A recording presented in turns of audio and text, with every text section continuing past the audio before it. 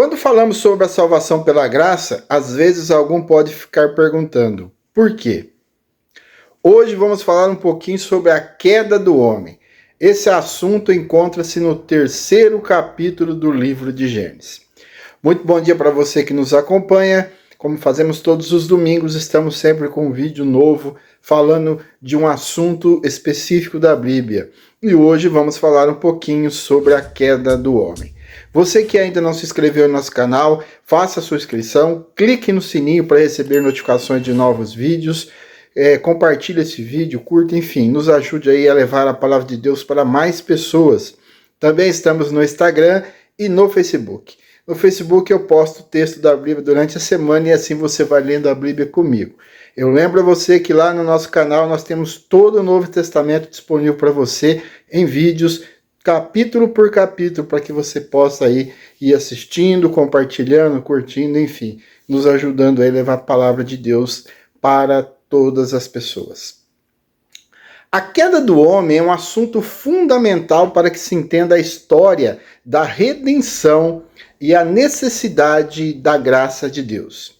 Como eu venho falando nos últimos vídeos, muitos consideram a história narrada em Gênesis 3 como sendo uma narrativa simbólica ou até mesmo mitológica. Mas o que é mais preocupante é o fato de que alguns cristãos tentam mesclar o criacionismo com o evolucionismo. O criacionismo e o evolucionismo são duas perspectivas opostas sobre a origem da vida e do universo. Se você pensa dessa forma, todo o conteúdo bíblico, inclusive Jesus Cristo, não faz nenhum sentido para você. Ainda há tempo de mudar os seus pensamentos. Dos versículos 1 ao 3, relata-se sobre a tentação. Deus criou o homem e a mulher e os colocou no jardim do Éden. Ali havia tudo o que eles precisavam para viver. Bastava apenas que eles obedecessem à ordem de Deus para desfrutar de uma vida de eterna paz e comunhão. A Bíblia não menciona por quanto tempo o casal permaneceu nessa harmonia. Entretanto, Eva, a esposa de Adão, fora tentada pela serpente. A figura da serpente possui vários significados, inclusive de caráter completamente opostos. Pode simbolizar a vida, no caso Jesus, conforme João 3,14, a sabedoria, o caos, a astúcia, o mal e, dentre outras coisas, também Satanás. No contexto de Gênesis 3, a serpente serviu como uma personificação do próprio Satanás. Por isso, Satanás é chamado no livro de Apocalipse de a antiga serpente. Alguns estudiosos falam assim, não, o diabo não pode ser a serpente porque ele já tinha sido expulso do céu. O que acontece é que o jardim do Éden não era no céu. O grande dragão foi lançado fora, ele é a antiga serpente chamado Diabo ou Satanás, que engana o mundo todo. Ele e os seus anjos foram lançados à terra. Apocalipse 12:9. Notamos que o diabo foi tentar a mulher. Seria ela mais iludível?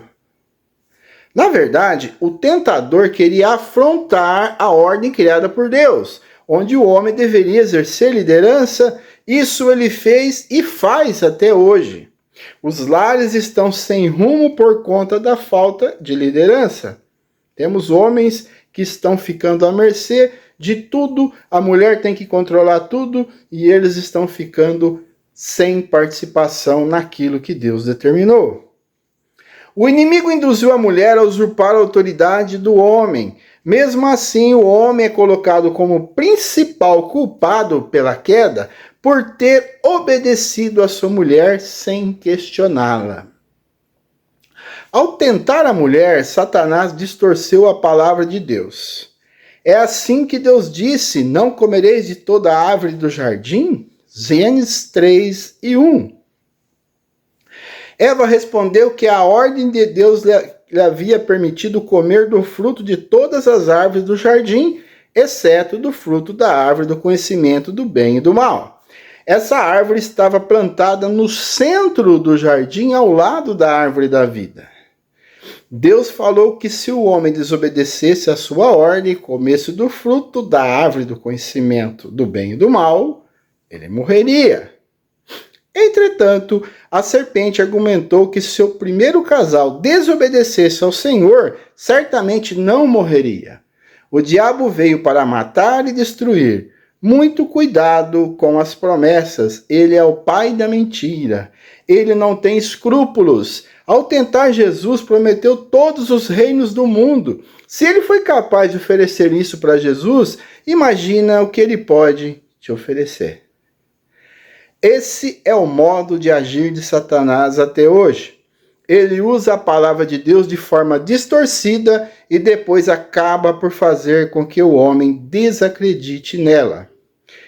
Na tentação de Jesus no deserto, Satanás fez a mesma coisa. Ele citou a palavra de Deus de forma isolada e fora do contexto, aplicando-a de um modo completamente errado. Quantas igrejas que distorcem a Bíblia e mesmo assim vão crescendo? Todos aqueles que distorcem as Escrituras têm como professor o diabo. A propósito, o diabo não é feio, como muitos dizem por aí. Tu eras o selo da medida, cheio de sabedoria e perfeito em formosura. Estivesse no Éden, jardim de Deus, de toda a pedra preciosa era a tua cobertura. Sardônia, topázio, diamante, turquesa, ônix, jaspe, safira, carbúnculo, esmeralda e ouro. Em ti se faziam os teus tambores e os teus pífaros. No dia em que fosse criado foram preparados.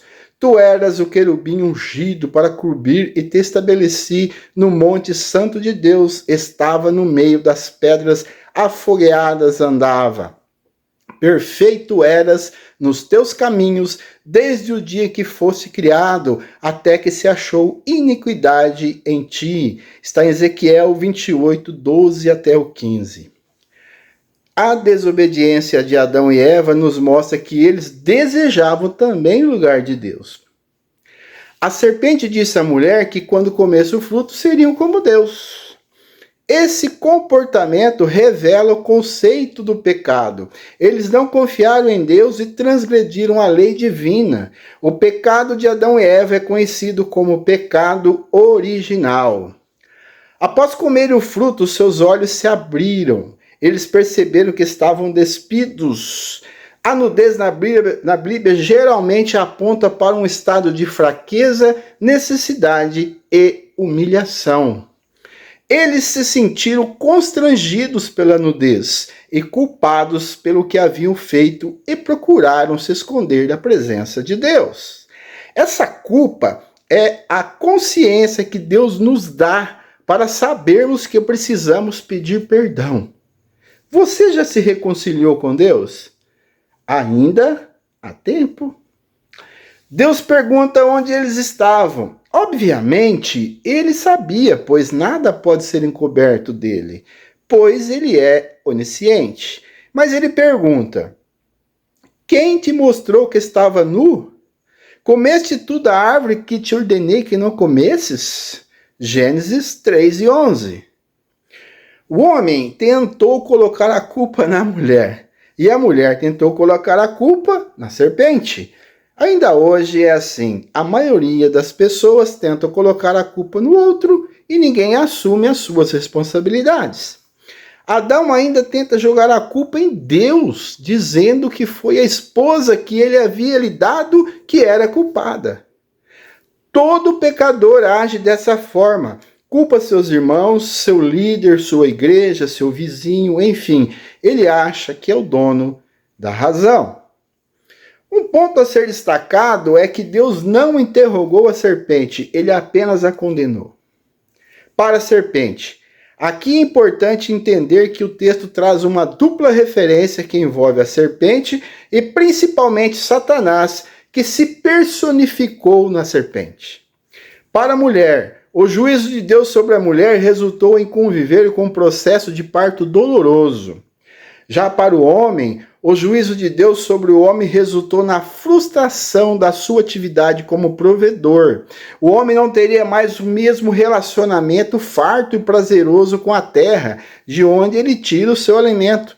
Tudo seria penoso e fatigante, porque a maldição por causa do pecado atingiu também a terra.